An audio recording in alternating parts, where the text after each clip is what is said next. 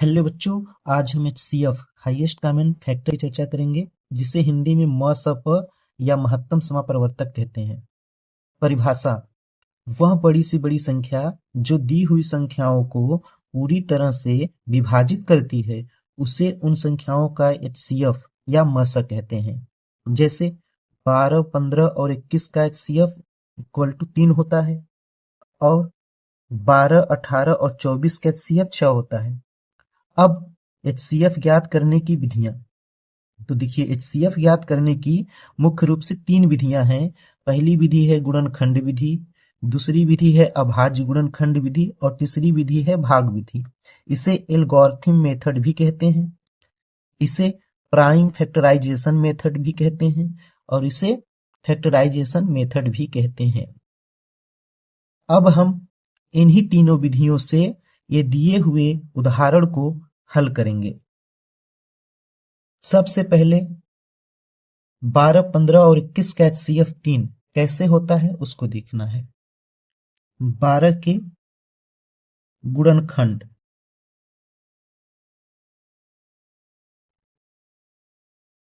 तो देखिए गुणनखंड का मतलब होता है कि ये जो 12 संख्या है, किन किन संख्याओं से 12 संख्या विभाजित हो जाती है या कट जाती है, उसे ही हम 12 के गुणनखंड कहते हैं। जैसे 12 क्या है, एक किससे कटेगा? तो देखिए, एक से तो सभी संख्याएं कटती हैं, एक और स्वयं से सभी संख्याएं कटती हैं। उसके बाद वो संख्या किससे कटती है, उन सारे नंबर को यहाँ पर हमें लिखना है। ठीक है, तो 12 एक से कट गया, क्या 12 2 से कटेगा? हाँ, 2 से भी कट जाता है, 2 छक्के 12 तो 2 भी लिख देंगे।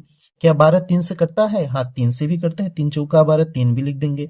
क्या 12 4 से कटता है? हाँ, 4 से भी कटता है, 4 3 12 होता है, ये भी लिख देंगे। क्या 12 5 से कटता है? नहीं, 5 से नहीं कटता है। 6 से? हाँ, 6 से कटता है। अब देखिए, जैसे ही जो संख्या दिया रहेगा उसका आधा होगा, उसके बाद डायरेक्ट उसी संख्या को लिख देना होता है। इसके बाद ये संख्या 12 से ही कटेगी। तो 12 के जो गुणनखंड हैं वो 1, 2, 3, 4, 6 और 12 है। ठीक है, इसके अलावा अन्य कोई संख्या 12 का गुणनखंड नहीं है। अब इसी तरह से हम 15 की लिखेंगे। ठीक, तो 15 के गुणनखंड,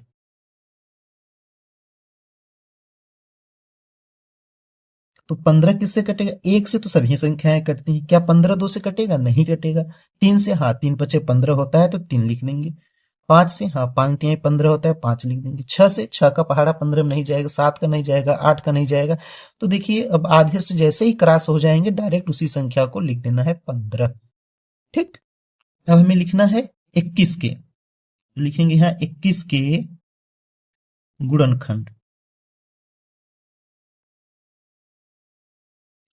इसका मतलब है 21 किससे कटेगा? एक से तो सभी संख्याएं कटती हैं। क्या 2 से कटेगा? 21 नहीं कटेगा। 3, हाँ, 3 का टेबल में 21 आता है। 3 सत्ते 21। 4 से नहीं कटेगा, 5 से नहीं कटेगा, 6 से नहीं कटेगा, 7 से कटेगा, 7 लिख देंगे। अब 7 से कट गया, 8 9 10 11 से 12 से नहीं कटेगा तो डायरेक्ट 21 से कट जाएगा। तो देखिए, सबसे पहले जो संख्याएं दी हैं उनके अभाज्य गुणनखंड लिख लिए। 12 का अभाज्य गुणनखंड 1 2 3 4 6 12। 15 का भाज्य गुणनखंड 1 3 5 15। 21 का भाज्य गुणनखंड 1 3 7 21।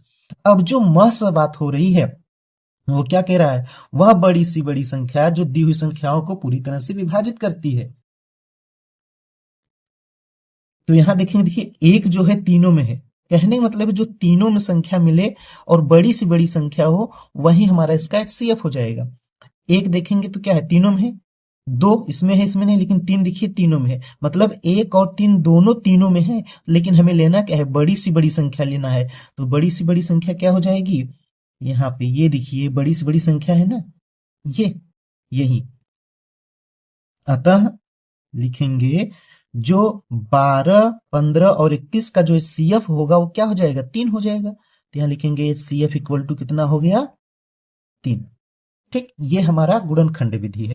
अब 12, 15 और 21 को अभाज्य गुणनखंड विधि से हम ट्राई करेंगे। ठीक, 12 को ऐसे लिख लेना है, 15 को ऐसे लिख लेना है और 21 को ऐसे लिख, इसके अभाज्य गुणनखंड करेंगे। और अभाज्य गुणनखंड कैसे करते हैं अगर आपको नहीं पता है तो पिछले वीडियो में या प्लेलिस्ट में जाकर देख सकते हैं। इसको 2 से काटेंगे तो क्या होगा? 2 छके 12, फिर 2 से 2 तिहाई 6, फिर 3 से 3 एक्का 3। ठीक, अब इसको भी काटना है, तो किससे कटेगा? 3 से। 3 बचे 15 और 5 से कटेगा 1 आ जाएगा। इसको किससे काटना है? 3 से ही कटेगा। 3 सत्ते 21 और यहाँ आ जाएगा 7 से काटेंगे 7 एक्का 7। अब यहाँ लिखना है 12 के अभाज्य गुणनखंड। अभाज्य गुणनखंड, ठीक। तो क्या हो गया देखिए, 2 2 और 3।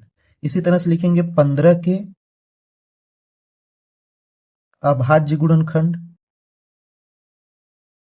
अभाज्य गुणनखंड किससे हो गया? ये 3 और 5 हो गया। यहां लिखेंगे 21 के अभाज्य गुणनखंड। अभाज्य गुणनखंड, तो ये क्या हो गया? 3 और 7 हो गया। HCF की बात करेंगे क्या हो जाएगा? अतः HCF क्या होगा? 12, 15 और 21 का HCF। देखिए, अब ये जो गुणनखंड है इसमें जो संख्या तीनों में मिलेगी उसी को हम लिख देंगे, तो वहां से हमारा हो जाएगा भाज्य गुणनखंड। देखिए ये क्या है? 3 ही तो सब में मिल रहा है, तो ये हो गया 3। ठीक, अब 12, 15 और 21 को हम करेंगे भाग विधि से। तो क्या करना है अब इसमें? देखिए 12, 15 और 21, तो कोई भी संख्या, जैसे 15 है और 12, पहले दो संख्याओं को लेंगे। तो हम क्या करना है? सबसे पहले इस 15 में हमें 12 से भाग देना है, तो क्या हो जाएगा? 12 का 12, 3 आ गया। अब देखिए ये जो 3 आया है इसी को इसमें, अब इसी को यहां लिखना है। इस 12 को यहां लिखेंगे और 3 से भाग देंगे, तो क्या आ जाएगा? 3 चौका 12, मतलब 12 से पूरा कैंसिल हो गया। ठीक है, अब हम लिखेंगे कि 12 और 15 का जो HCF है, HCF वो कितना है? 3 है। जिस संख्या से लास्ट में, जिस संख्या से पूरी संख्या विभाजित हो गई वही HCF होता है। लेकिन अभी 21 तो हमारा बाकी है। अब ये जो HCF है इसको हम 21 में भाग देंगे, मतलब इस 3 से हम 21 में भाग देंगे, तो क्या होगा? 3 सत्ते 21, कट गया पूरी तरह से। अतः हम कह सकते हैं 12, 15 और 21 का HCF जो है, HCF कितना है? 3। ठीक, अब इसी तरह से हम दूसरे एग्जाम्पल को भी सॉल्व करेंगे। 12 के गुणनखंड। 12 के गुणनखंड क्या होंगे? वही होंगे भाई, 1 से कटेगा, 2 से 12 कटेगा, 3 से कटेगा, 4 से कटेगा, 6 से कटेगा और लास्ट में 12 से कटेगा। अब हमें लिखना है 18 के गुणनखंड, तो लिखेंगे 18 के गुणनखंड। तो 18 किससे कटेगा? 1 से कटेगा, 2 से कटेगा, दोनों 18, हाँ 2 से भी कट जाएगा, 3 3 से भी कट जाएगा, 6 6 से भी कट जाएगा, 9 9 से भी कट जाएगा, और लास्ट में जैसे ही आधा हुआ लास्ट में उसी को लिख देना है 18। ठीक है, अब बचा 24, यहां लिखेंगे 24 के गुणनखंड। तो ये किससे कटेगा? 1 से कटेगा, कोई दिक्कत नहीं, 2 से कटेगा, 3 से कटेगा, 4 छक 24, 4 से भी कट जाएगा, 6 चौक 24, 6 से भी कट जाएगा, 7 से नहीं कटेगा, लेकिन 8 त्रिक 24, 8 से कट जाएगा, फिर 12 से कटेगा और लास्ट में 24 से कटेगा। अतः वही कि 12, 18 और 24 का HCF क्या होगा? देखिए अब इन तीनों में देखिए सबसे बड़ी संख्या क्या है? 1 है, लेकिन 1 नहीं लेना है, 2 भी तो है, 3 भी है, नहीं लेना है, लेकिन सबसे बड़ी संख्या क्या है? ये देखिए 6, सबसे बड़ी संख्या क्या मिल रहा है? 6, तो इसका जो HCF होगा 6 हो जाएगा। ठीक, 12 का अभाज्य गुणनखंड करेंगे, 18 का करेंगे और फिर 24 का अभाज्य गुणनखंड करेंगे। तो 12 का करते हैं, 2 से 2 छके 12, फिर 2 से 2 तिहाई 6, फिर 3 से 3 एक्का 3, 2 से 2 9 18, फिर 3 से ही कटेगा, 3 त्रिका 9, फिर 3 से 3 का 3, ये किससे कटेगा 2 से, 2 का 2, 2 दूना 4, फिर 2 से, 2 छके 12, फिर 2 से, 2 तिहाई 6, फिर लास्ट में 3 से ही कटेगा, 3 का 3 हो गया।